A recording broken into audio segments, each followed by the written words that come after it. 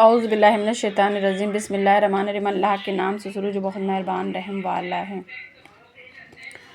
11واں پارہ سورہ توبہ۔ تو وہ اسے لے کر جہنم کی آگ میں ڈھائے پڑا اور اللہ ظالموں کو راہ نہیں دیتا۔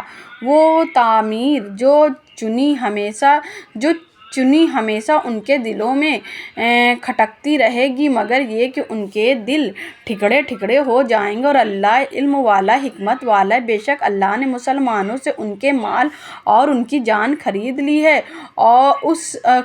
اس بدلے پر کہ ان کے لیے جنت اللہ کی راہ میں لڑیں تو مارے جائیں اور مرے اس کے ذمہ کرم پر سچا وعدہ توریت اور انجیل اور قرآن میں، اور اللہ سے زیادہ قول کو پورا کرنے والا کون؟ تو خوشیاں مناؤ اپنے سودے کی جو تم نے اس سے کیا ہے، اور یہی بڑی کامیابی ہے۔ تو توبے والے، عبادت والے، شہرانے والے، روزے والے، رکوع والے، سجدے والے، بھلائی کی بتانے والے اور برائی سے روکنے والے، اور اللہ کے حد نگاہ رکھنے والے، اور خوشی سناؤ مسلمانوں کو، نبی اور ایمان والوں کو لائق نہیں کہ مشرکوں کی بخشش چاہیں اگر چاہے وہ رشتے دار ہوں، جب کہ انہیں کھل چکا ہے کہ وہ دوزخی ہیں۔ اور ابراہیم کا اپنے باپ کی بخشش چاہنا وہ تو نہ تھا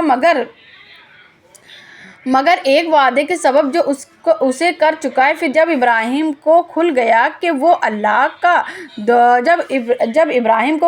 اس کا باپ اللہ کا دشمن ہے، اسے تنکا توڑ دیا۔ بے شک ابراہیم ضرور بہت آہ کرنے والا متمحل ہے، اور اللہ کی شان نہیں کہ کسی قوم کو ہدایت کرے، گمراہ فرمائے، جب تک انہیں صاف نہ بتائے کہ کسی چیز سے انہیں بچائے۔ بے شک اللہ سب کچھ جانتا ہے۔ بے شک اللہ ہی کے لیے آسمانوں اور زمین کی سلطنت جلاتا ہے اور مارتا ہے، اللہ کے سوا نہ تمہارا کوئی ولی اور نہ کوئی مددگار۔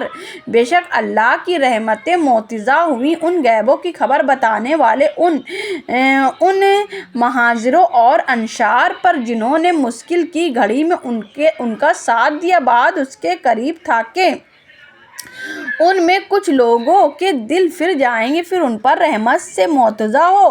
بے شک وہ ان پر نہایت مہربان رحم والا ہے۔ اور ان تین پر جو موقوف رکھے گئے تھے، یہاں تک کہ جب زمین اتنی وسیع ہو کر ان پر تنگ ہو گئی اور وہ اپنے جان سے تنگ آئے، اور انہیں یقین ہوا کہ اللہ سے پناہ نہیں مگر اس کے پاس، اور ان کے توبے قبول کے تائب رہے۔ بے شک اللہ ہی توبے قبول کرنے والا مہربان ہے۔ اے ایمان والو، اللہ سے ڈرو اور سچوں کے ساتھ رہو۔